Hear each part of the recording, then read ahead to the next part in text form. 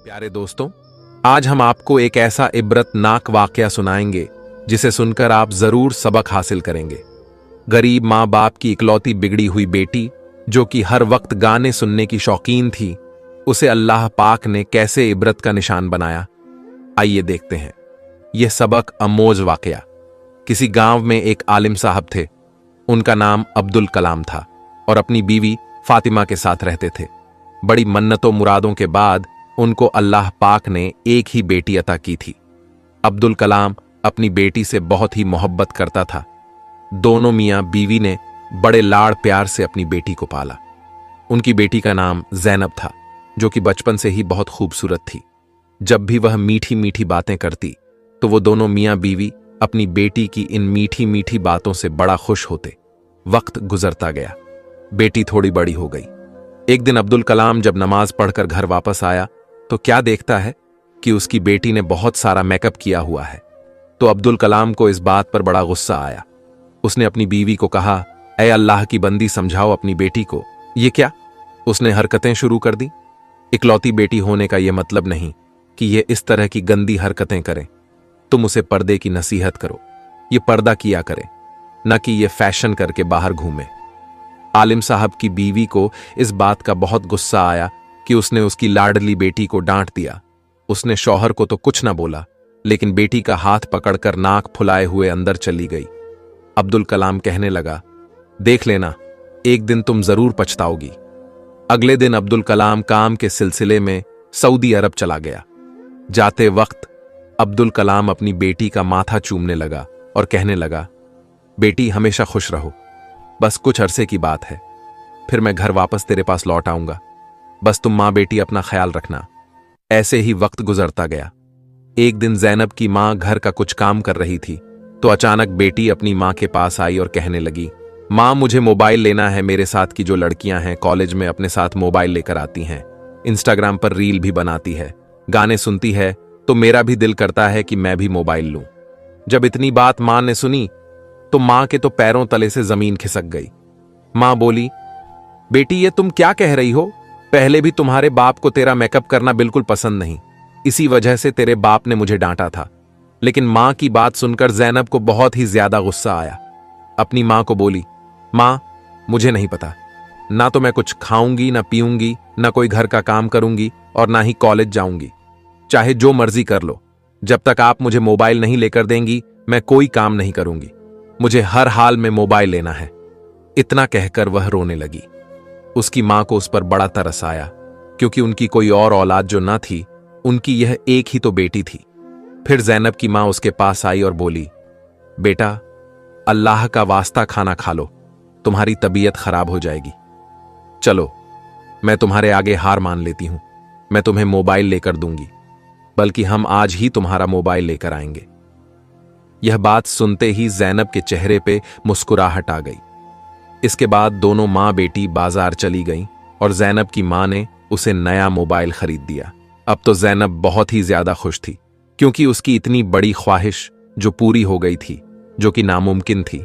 उसका बाप तो उसे कभी भी मोबाइल ना लेकर देता, लेकिन उसकी माँ उसकी जिद के आगे हार गई थी। और अब आगे क्या होने वाला था, यह आप लोग जरूर सुन के जाइएगा। ज़ैनब ने जब घर आकर मोबाइल को डब्बे से निकाला तो उसकी माँ खुशी खुशी पास बैठकर बोली, बेटा ये मुझे भी दिखाओ किस तरह का होता है। तो ज़ैनब के तो फौरन ही तेवर बदल गए। कहने लगी, माँ जा काम कर, तुझे क्या पता मोबाइल क्या होता है और कैसे चलता है? तू कौन सा पढ़ी लिखी है? तू तो है ही जाहिल। माँ को गुस्सा तो आया, लेकिन बेटी की खातिर माँ ने सब नजरअंदाज कर दिया। फिर वक्त यूं ही गुजरता गया। वो लड़की दिन पर दिन बिगड़ती गई, मोबाइल में हर वक्त घुसी रहती, माँ का कहना ना मानती, ना कोई घर का काम करती और ना ही नमाज अदा करती। और जब माँ नमाज पढ़ने लगती तो उस लड़की को इस बात की कोई फिक्र ना होती, बस वह मोबाइल में गाने चलाकर सुकून से सुनती रहती। जब उसकी माँ का नमाज से जहन उल्टा होता तो वह बेटी से बोलती, बेटी इसकी आवाज कम कर लो, मैं नमाज पढ़ रही हूं तो ध्यान भटकता है। आगे से बेटी जवाब देती, माँ तू नमाज कब पढ़ रही है? तेरे कान तो मेरे मोबाइल की तरफ लगे रहते हैं। माँ फिर भी सब्र के घूंट पी गई। अब उसको अपनी बेटी की फिक्र सताने लगी कि यह बेटी क्या करे। जैनब की मां एक दिन फिर बेटी को समझाने बैठ गई कि बेटी खुदा का खौफ करो, इतना मोबाइल ना चलाया करो, तुम्हारी आंखें खराब हो जाएंगी, तुम बीमार पड़ जाओगी बेटी, मुझे तुम्हारी बहुत फिक्र है, कुछ घर का काम भी कर लिया करो। लेकिन जैनब को मोबाइल से फुर्सत ही कहां मिलती थी। उसने अपनी मां को इतनी बात सुनने पर धक्का दिया और कमरे से बाहर फेंक दिया और कहने लगी कि मुझे डिस्टर्ब करने क्यों बार बार आ जाती हो, जब लाइट ऑफ हो जाएगी मोबाइल चार्जिंग पर लगाकर घर का काम कर लूंगी। उस वक्त जैनब की मां को एहसास हुआ कि उसने कितनी बड़ी गलती कर दी और अब तो यह लड़की मेरे हाथों से निकल चुकी है। पहले तो जैनब मोबाइल पर गाने ही सुनती थी, लेकिन अब तो उसने हद ही पार कर दी।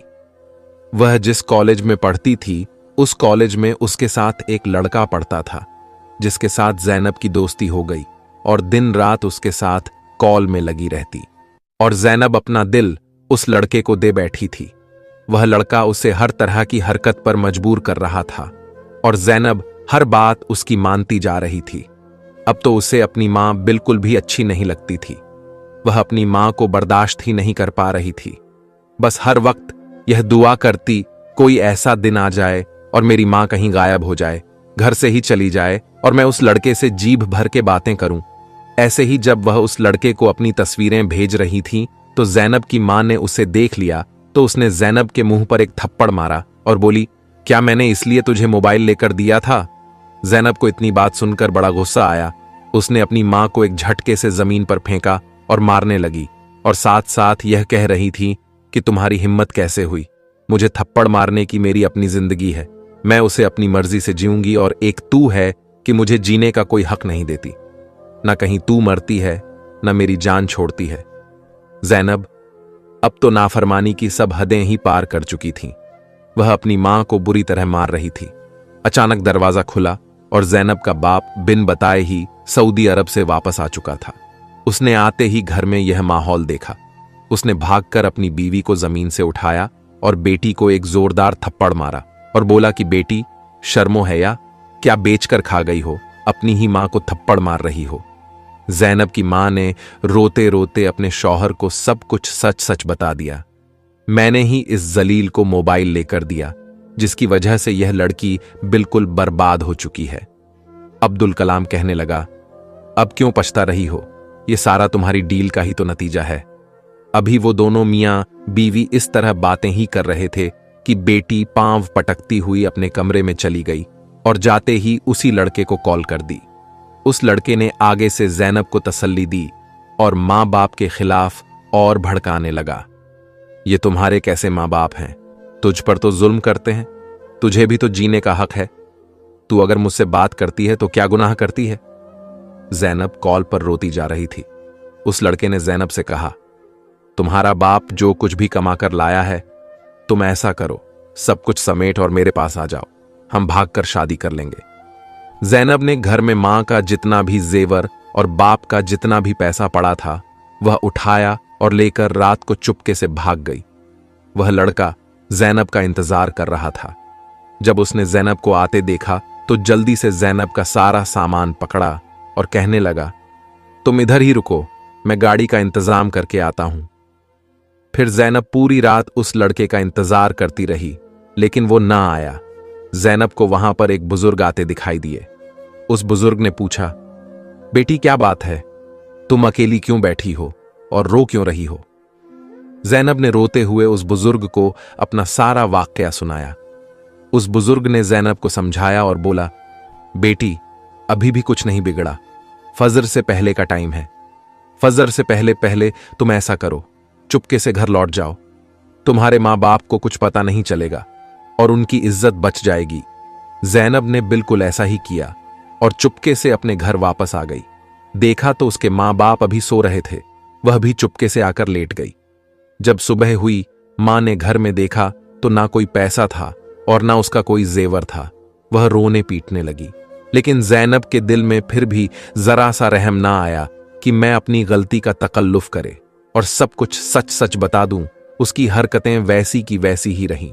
फिर एक दिन ऐसे ही जैनब को उसी लड़के का फोन आया और कहने लगा, जैनब मुझे कुछ पैसों की जरूरत है, तुम मुझे कुछ पैसे भेजो, वरना मैं तुम्हारी भेजी हुई तस्वीर लोगों को दिखा दूंगा और तेरे बाप को भी दिखा दूंगा। तेरे बाप की 1 टके की इज्जत ना रहेगी। अगर तुम्हें अपनी इज्जत प्यारी है तो मुझे रकम भेज दो। लेकिन जैनब तो अपने बाप का सारा पैसा पहले ही बर्बाद कर चुकी थी। उसके पास अब पैसा देने के लिए नहीं बचा था। फिर उस लड़के ने भी बगैरती की तमाम हदें पार कर दी और उस जैनब की सारी तस्वीर उसके रिश्तेदारों और अपने दोस्तों में शेयर कर दी। जब जैनब के बाप को बेटी की यह नजेबा तस्वीरें देखने को मिली और लोगों ने तरह तरह की बातें की, तो उसका बाप यह सब बर्दाश्त ना कर सका और सदमे से वही दम तोड़ गया। लेकिन जैनब तो पता नहीं फिर भी किस मट्टी की बनी हुई थी, बजाय गम मनाने के या तौबा करने के अपनी हरकतों से बिल्कुल भी बाज ना आई। अब तो वह जैनब क्लब जाना शुरू हो गई और अब उसकी बेवा मां बेचारी बेटी को बड़ा समझा रही थी। लेकिन बेटी तो बिल्कुल बिगड़ चुकी थी।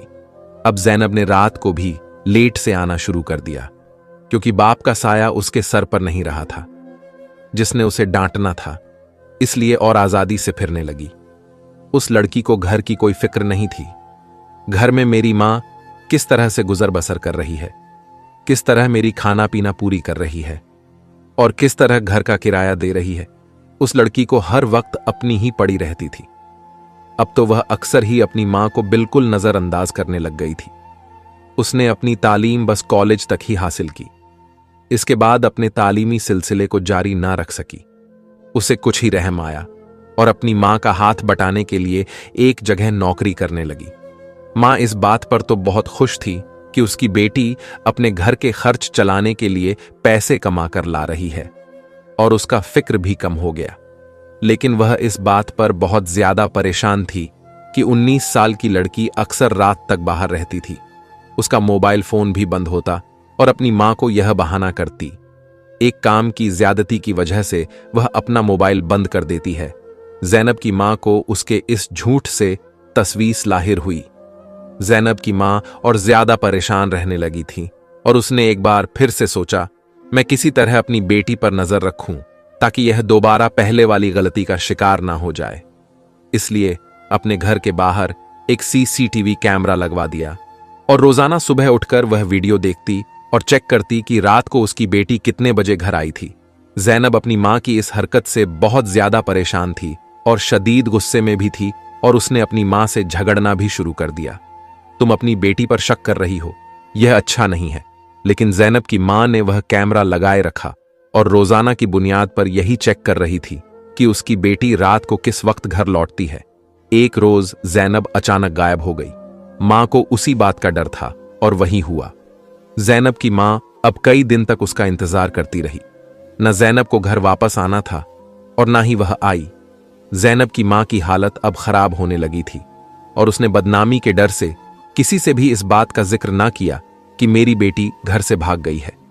उस दिन जैनब की मां अपने घर के दरवाजे पर खड़ी थी। अपनी बेटी की राह देखते देखते अचानक बेहोश होकर गिर पड़ी।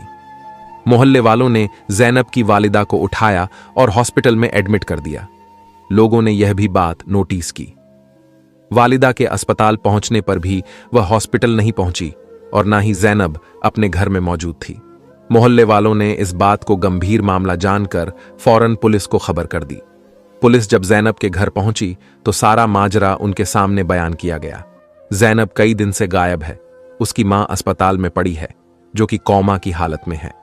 पुलिस ने कार्रवाई करते हुए घर की तलाशी ली और उसी घर की तलाशी के दौरान दरवाजे पर लगा हुआ कैमरा भी देखा और उसकी सारी रिकॉर्डिंग भी देखी और उस कैमरे की सारी वीडियो रिकॉर्डिंग अपनी मोबाइल में ले ली। तो उस कैमरे की वीडियो का बतौर जायजा लिया गया, लेकिन कुछ नहीं पता चला। जब पुलिस की टीम जंगल की तरफ गई तो जैनब को छारी में बेहोश पड़ी हुई थी। पुलिस की टीम ने जल्दी से उसे हॉस्पिटल ले जाया गया, लेकिन वह कुछ ही देर में तड़प तड़प के इस दुनिया से रुखसत हो गई, क्योंकि डॉक्टर ने बताया कि इसके साथ 3 दिनों से जंगली जानवर उसके जिस्म को नोच रहे थे और इसके प्राइवेट पार्ट के साथ जानवरों ने बहुत घिनौना काम किया था, जिसके कारण इसकी हालत मौत से भी बदतर हो गया था। और उसकी मां अभी भी कोमे में थी, वह बेहोश थी। उसकी मां को पता भी नहीं था कि उसकी नफरमान औलाद इस दुनिया से रुखसत हो चुकी है। अब मोहल्ले वालों ने जैनब के कफन दफन का बंदोबस्त करना था, क्योंकि जैनब की मैयत बिल्कुल लवार सा पड़ी हुई थी। उसका बाप नहीं था और उसकी मां बेहोश थी। तो अब अहले मोहल्ला की यह जिम्मेदारी बनती थी कि वह उसके कफन दफन का इंतजाम करें। मोहल्ले की औरतों ने जैनब को गुस्ल दिया तो उसी वक्त गुस्ल देते ही जैनब के जिस्म से अजीब बदबू उठने लगी। गुस्ल देने वाली औरतें तौबा तौबा करते हुए गुस्ल दे रही थी। जब वहां से बाहर निकली और बाहर खड़े मर्दों से कहा, मैयत में से इतनी बदबू आ रही है, आप लोग ऐसा करो, बगैर गुस्ल के ही इसको दफन कर दो, क्योंकि कोई भी इंसान इस बदबू में खड़ा नहीं हो सकता। मोहल्ले के मर्दों ने उन औरतों को समझाया, यह सवाब का काम है, वह जैसी भी थी तुम लोगों का फर्ज बनता है, उसे गुस्ल दो। वह मुसलमान लड़की थी, बेशक वह नाफरमान थी अपने वालदैन की। उसने अपनी जिंदगी में बहुत गुनाह किए थे, लेकिन हम यह गुनाह नहीं कर सकते बगैर गुस्ल के उसे दफना दें। आप लोग थोड़ी सी हिम्मत करें, मुंह पर कपड़ा रखकर उसको गुस्ल दें। हमें अपना फरीजा सही तरीके से अंजाम देना है। उसकी मैयत लावारिस है और हम एक मुसलमान हैं। हमारा फर्ज बनता है हम उसके कफन दफन का इंतजाम करें। अगर हम उसको बगैर गुस्ल के दफना देंगे तो कयामत के दिन अल्लाह ताला हमसे भी सवाल करेगा। मोहल्ले के मर्दों ने उन खवातीन को खुदा का खौफ दिलाया तो उन खवातीन को एहसास हुआ और उन्होंने मुंह पर कपड़ा डालकर जैनब को गुस्ल दिया। औरतों का काम तो यहीं पर मुकम्मल हो गया। अब मर्दों की बारी थी। उन पर एक अजीब आजमाइश आ गई थी। जैसे ही उन्होंने जैनब की मैयत को उठाया तो चारपाई इतनी भारी हो गई कि उनसे उठाई ही ना जाती थी। सब बहुत परेशान थे। अचानक से बारिश शुरू हो गई। दोपहर का वक्त था और सब लोग बारिश के थमने का इंतजार कर रहे थे ताकि उसको सही तरीके से दफना सके। दोपहर से रात हो गई। बारिश अब तूफानी बारिश में तब्दील हो चुकी थी और बाहर का मौसम ऐसा था कि कोई भी इंसान इस मौसम में बाहर निकलकर जैनब की तदफीन नहीं कर सकता था। सब लोग परेशान थे। 2 दिन मुसलसल बारिश होती रही और इतनी ज्यादा बारिश हुई, मुमकिन ही नहीं था कि कोई बाहर निकले। मजबूरन सब ने यह फैसला किया, इमाम साहब से बात की जाए। अहले मोहल्ला ने इमाम साहब से बात की कि अब क्या किया जाए। 2 दिन से लड़की की मैयत पड़ी हुई है और मैयत में इतनी ज्यादा बदबू हो गई है कि हम इसके करीब भी नहीं जा रहे। आप ही कोई हल निकालें, आपको दीन का ज्यादा पता है। इमाम साहब ने कहा, मौसम तो खराब है और रात का वक्त है, लेकिन हर हाल में आज रात इस बेचारी को दफना दो। मोहल्ला वालों ने क्षत्रिया और टर्च लाइट का ज्यादा इंतजाम करके उसकी मैयत को उठाया। बहुत मुश्किल से उसकी मैयत उठी। जैसे ही कब्रिस्तान पहुंचे तो बारिश तेज बरस रही थी और जो जैनब की कब्र थी पूरी की पूरी पानी से भर चुकी थी। वो लोग परेशान हो गए और दोबारा से गोरखन ने दूसरी जगह कब्र खोदने शुरू की, लेकिन वो कब्र भी बारिश की वजह से पानी से भर जाती। वो लोग आधी रात तक इसी कशमकश में रहे। आज किसी भी हाल में जैनब की मैयत को दफनाना है, वरना उसकी मैयत से बीमारियां फैलने का खद था। इतने में वहीं पर एक शख्स आया और उसने कहा कि एक बात कहूं, बुरा ना मनाना, लेकिन मैंने एक ख्वाब देखा है कि जैनब को हम उसके मोबाइल और उसके सॉग सिस्टम के साथ दफना रहे हैं, तभी उसे कब्र में जगह मिल रही है। जब उस शख्स ने अपना यह ख्वाब सबको बताया तो सब परेशान हो गए कि आखिर कैसे जैनब को इन सब चीजों के साथ दफनाया जाए। लेकिन उस शख्स ने कहा कि उसको सिर्फ सच्चे ख्वाब आते हैं और हकीकत भी यही थी। वह अल्लाह का बहुत ही नेक बंदा था। लोगों ने सोचा कि हम उस अल्लाह के बंदे की बात पर अमल करके देखते हैं, क्या पता उसको जमीन में जगह मिल जाए। लोग उसके घर से उसका मोबाइल और उसका सॉन्ग सिस्टम उठाकर लाए और जैनब की मैयत के ऊपर रख दिया। फिर एक और जगह उसकी कब्र खोदी गई। अब पानी थोड़ा कम हो चुका था, बारिश थम चुकी थी और बड़ी मुश्किल से जैनब को जगह मिली। जैनब को कब्र के अंदर रखा गया और कब्र में ही उसका मोबाइल और उसका सॉन्ग सिस्टम भी रखा गया। सबको बहुत अजीब लग रहा था, लेकिन सबको लग रहा था यह उसकी इबरत का वक्त है। जिन चीजों से उसने जिंदगी में मोहब्बत की और उन चीजों की वजह से उसने वालदैन की नाफरमानी भी की, उनको तकलीफ दी, तो यह चीजें वह दुनिया में छोड़कर नहीं जा सकती। उसे उन्हीं चीजों के साथ कब्र में दफना दिया जाए ताकि उसको एहसास हो उसने दुनिया में क्या कमाया और क्या नहीं। फिर अचानक ही एक शख्स की चीख बुलंद हुई। उसने कहा, देखो, इस लड़की की जुबान बाहर आ गई है और उसके कानों से कीड़े निकलने लगे हैं। यह मंजर इस कदर खौफनाक था, वहां पर तमाम मौजूद लोग चीखने लगे, चिल्लाने लगे। उन्होंने कहा, इसको तो मट्टी डालने से पहले ही इस पर अजाब नाजिल हो चुका है। जल्दी करके इस पर मट्टी डाल दो और यहां से भाग चलो, ऐसा ना हो कि इसका अजाब हम सबको लपेट में ले ले। अहले मोहल्ला ने उसकी कब्र पर मट्टी डाल दी और फौरन से वहां से भाग निकले। औरतें तौबा अस्तगफार पढ़ने लगीं। इमाम साहब से जब इस बात का जिक्र किया तो इमाम साहब ने जैनब की मगफिरत के लिए कुरान खानी रखवाया और सब ने 3 दिन तक जैनब की मगफिरत के लिए दुआ की। इतने में उसकी मां को होश आया तो उसने सारी हकीकत बता दी। उसकी मां रोने लगी और सब ने उसकी मां से कहा, तुम अपनी बेटी को माफ कर दो तो अल्लाह भी उसे माफ कर देगा, वह बहुत अजाब में है।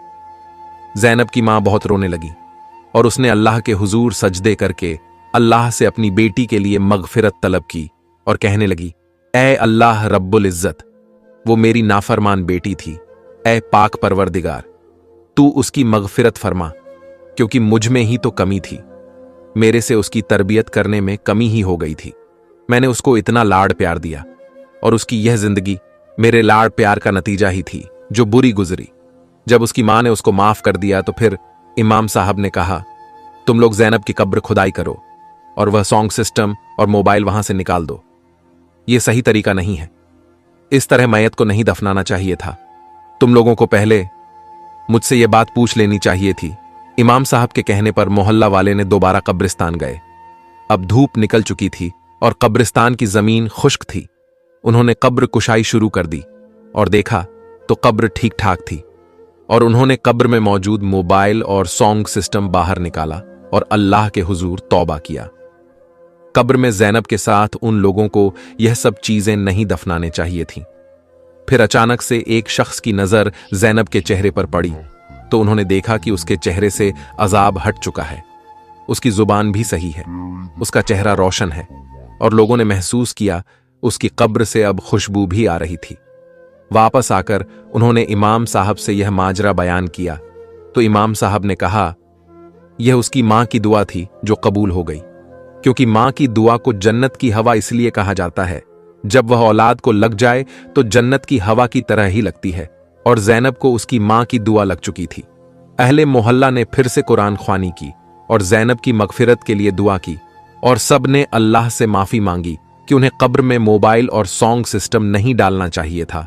अहले मोहल्ला को एहसास हो गया था कि उन्होंने यह काम करके बहुत बड़ा गुनाह कर दिया, कब्र की और मैयत की बेहुरमती की, इसलिए उन्होंने अल्लाह से माफी मांगी।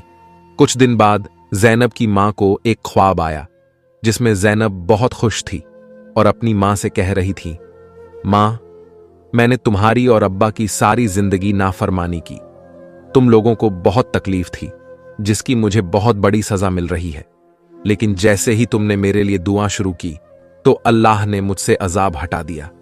बेशक वालदैन का दर्जा बहुत बुलंद है, काश मैं आप लोगों की नाफरमानी ना करती और आप लोगों की फरमाबरदार होती तो यह जो अजाब मुझे मिला था वह भी ना मिलता।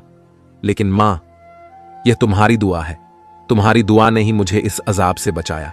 यह ख्वाब सुनकर अहले मोहल्ला खुश हो गए और इमाम साहब ने सबसे कहा, देखो हम लोग सब कितने गुनाहगार हैं, बड़े बड़े गुनाह करते हैं और हमें उसकी सजा भी मिलती है, लेकिन अल्लाह की जात इस कदर मेहरबान है, जब इंसान को उसकी गलती का एहसास हो जाए तो फौरन से अल्लाह रब्बुल इज्जत उस इंसान को माफ फरमा देता है।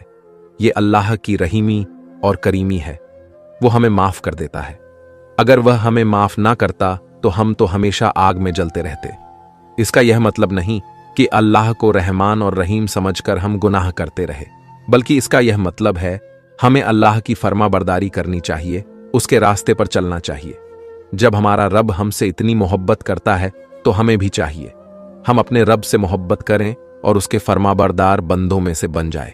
प्यारे दोस्तों, उम्मीद करता हूं आज की वीडियो से आपने बहुत सबक हासिल किया होगा, इसलिए अपने फैमिली में भी वीडियो शेयर करें और चैनल को सब्सक्राइब करने के साथ साथ कमेंट में अल्लाहू अकबर जरूर लिख कर जाए।